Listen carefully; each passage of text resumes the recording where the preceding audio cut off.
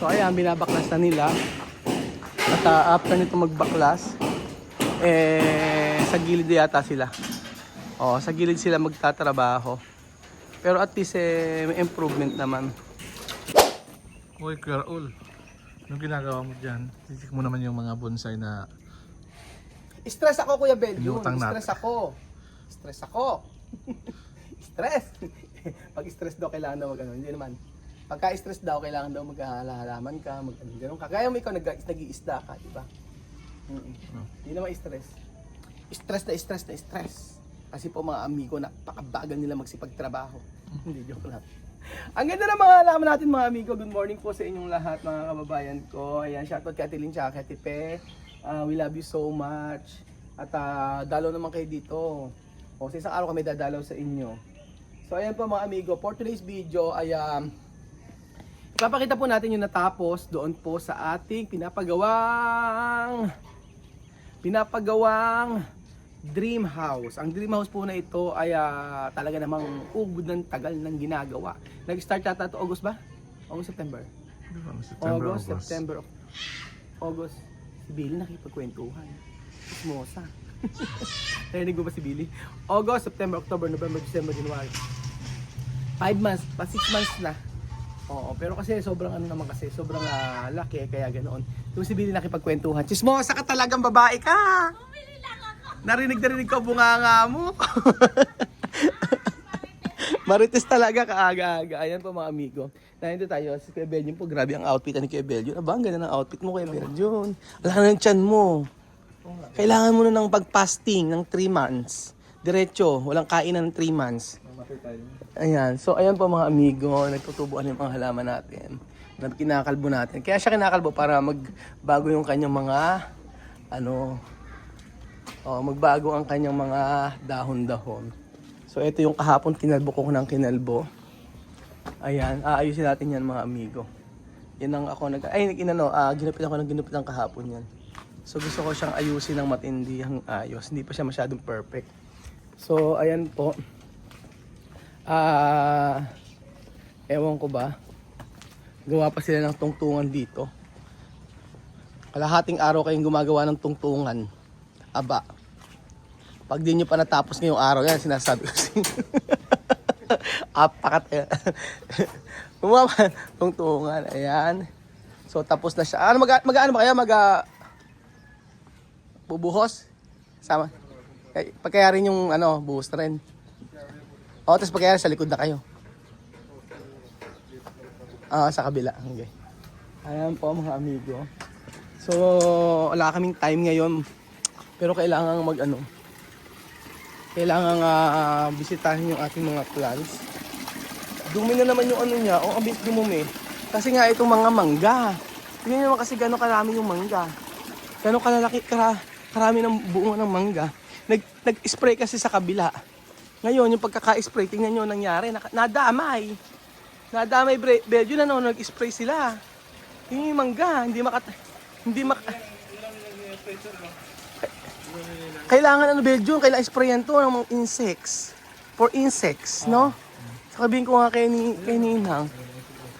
Kailangan sprayan for insects. May pang spray dito May pang spray dito for insects. Asan ba yun? Naku, wala na. Maraming trabaho ngayon mga amigo. Kasi bukas may check-in. So ito papaayos ko mamaya. Bukas ang maga na lang. Ang check-in pa naman ay alas 2 ng hapon. So, ayan, naglaki na yung ating mga fern. Ang ganda ng fern natin, Hindi pa na itatanim, Bukas tatanim ko itong mga amigo. Ayan. So, ito po sila. Na pakitbapaling. Pati nyo na ituwid. Hahabulin na lang yan. Importante, ayan, So gusto ko ipakita sa inyo yung natapos dito sa ating resort kasi marami naging na-update. So minsan nag-update ko once a week or 3 times a week. Ganyan po. Kasi ang bilis nilang trabaho. Mabilis, 6 months na to. Ang tagal. Malupit. Ayan po mga amigo. Tingnan natin kung ano yung natapos. Ay meron na siyang kisame. Ayan na mga amigo. Meron na siyang kisame. Iyan naman na Kuya Raul. Pakikita ko sa inyo. Asa na yung mga iba? Bakit di pa nagsisipasok? Eto. So, ayan po mga amigo. Pakita ko sa inyo. Ang kisame. Chararara. Ayan. Yung part na lang na yung kulang. Kasi ayan. Kompleto na po mga amigo yung part na to. Naplatadahan na rin po. Dapat daw dark brown. Kaso nga lang, problema, wala po tayong available na dark brown. Maganda sana brown para lutong na lutong daw po yung kulay ng bahay. So eto, medyo mahirap yung ginagawa ngayon kasi mga kanto-kanto siya. Kanto-kanto. Ayan. Natapos yun yung part na to. Yung mga kanto-kanto. Ayan na po mga amigo. Meron lang, gumaganda-ganda na siya mga amigo. Tapos sa part na to, tapos na sila. Ayan. Naplatadahan na yung part na to. Yan yung mga amigo. So, ayan, naplatadahan na. Meaning, tapos na. Yung part na gilid na to. Sa kabila naman siya. Matinding ano ngayon. Ang matindi nito ay yung paglalagay ng skim coat. Kasi may polvo dito. Umila ako ng mga gamit. Ito yung mga nabili ko. Ayan, meron metal paring. Tapos, may mga tiles na rin tayo, mga amigo. May mga tiles na rin tayo. And then, ito na po yung ating mga nabili na para sa kisame. Binili ko na. At ito yung hambang napakalaki. Ito na rin yung mga tiles natin, mga amigo. Kompleto na yan. So, matindihang tiles to. Iba-iba yung tiles natin. Ito yung bagong dating nilang tiles. Ayan po mga amigo. Parang lang siyang hindi makintab. Parang matte pero makintab po siya. Pair. Yan lang po kasi ang available. And then, ayan po.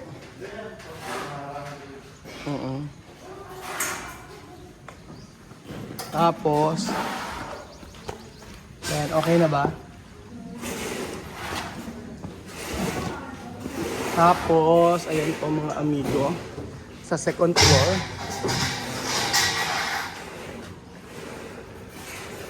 Ito, natapos sila. 5 araw ginagawa ni JR, napakatagal. Ang tagal mo naman ginawa nito, JR?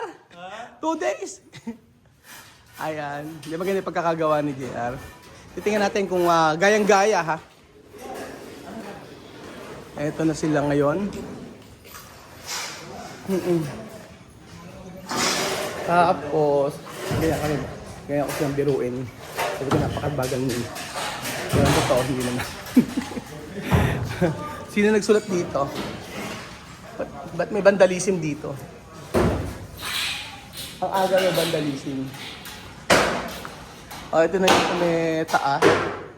Para po sa ceiling. Kasi ang gusto ko, lagyan ng mga ilaw. Ano nangyari?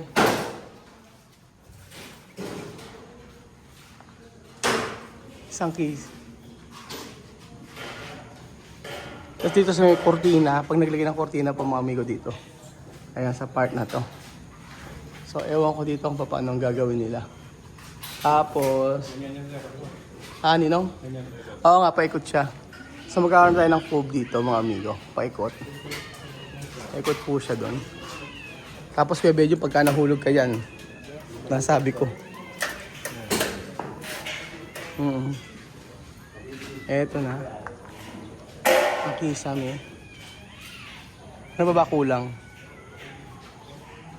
Ang kulang natin, ayan. So, nagkikisame na sila dito. So, ewan ko kung ano ginagawa nila. Medyo mahirap ata pagka may mga design. Abis na yan kasi after ng skim coat, tiles na. Okay sa may na ginagawa nila. Di after nun, tapos na. Ganun lang. Yung paglagay ng design, abis lang yun eh. Hindi na mga madali. Kung naglagay ng design. Kaya papakita ko sa inyo mga amigo yung papakita ko sa inyo yung ang gagamitin natin tiles Tama ko kung magagandahan kayo. Pero kasi ito napili namin ni Kuya Belgium. Sila hindi naman namin naisama. Pero sabi niya maganda din daw ito. Parang hindi ako convincing. Ayan, ito po. Ganyan siya. Pero makintab yan. Ganyan siya mga amigo. Tapos sabi lalagyan na lang daw ng light. Ng white sa yung dingding.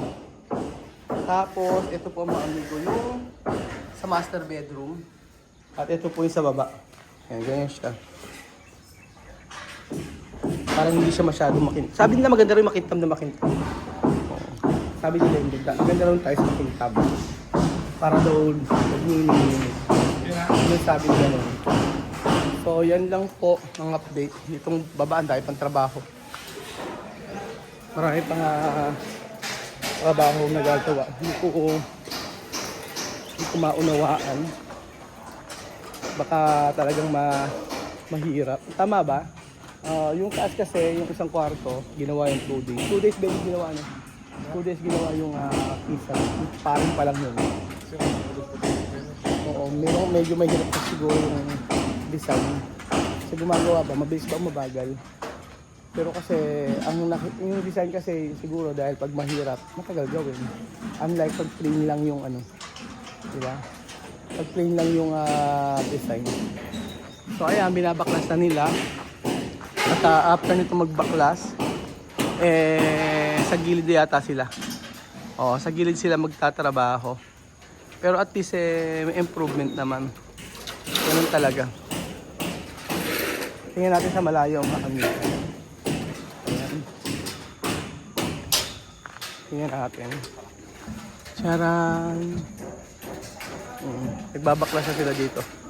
Pero importante na platadahan naman na.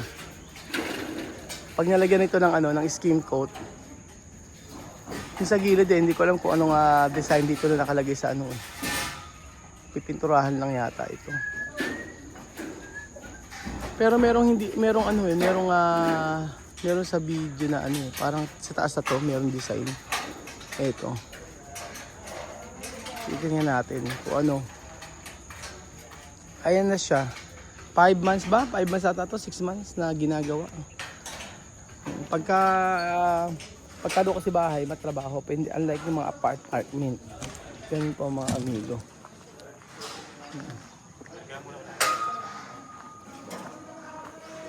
Ayan na siya. Yun na yung update mga amigo.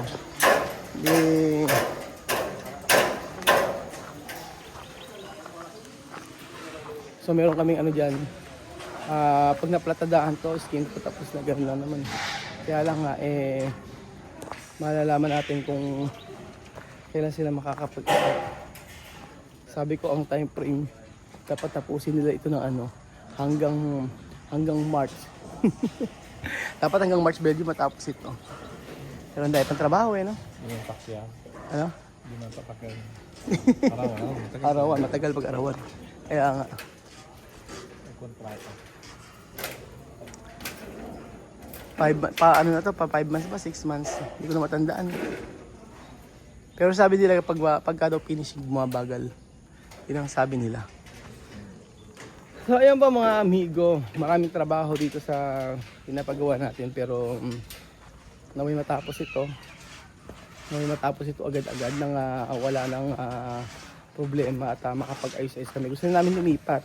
Kasi po ang hirap naman po na hindi kami kasi sa bahay.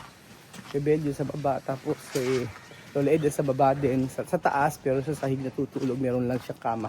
Ganun po. Gusto namin maging komportable. At syempre, ako po ay nakalawit yung paa ko sa may kama. So ayun po mga amigo, thank you so much po sa panonood ng episode nito.